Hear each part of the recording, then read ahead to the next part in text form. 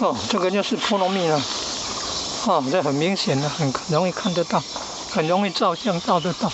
哦，这个也是菠萝蜜的哦，你看，不必很高的地方就可以长菠萝蜜。哦，菠萝蜜树干可以这么粗了。哦，你看菠萝蜜那么大粒的水果。哦，你看，这个是昨天下雨下很大，你看有点像台风雨掉地上了。那你看，这个就是那个里面的种子啊，可以培育幼苗的呢。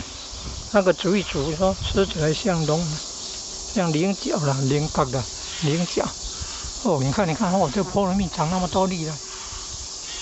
哦，这多少年了？树干那么粗了多少年？30-40年有没有？哦，菠萝蜜的叶子是这样的。下大雨过后，你看地上都有那个掉树枝啊，要打扫剪那个树枝，吃起来也可以培育幼苗。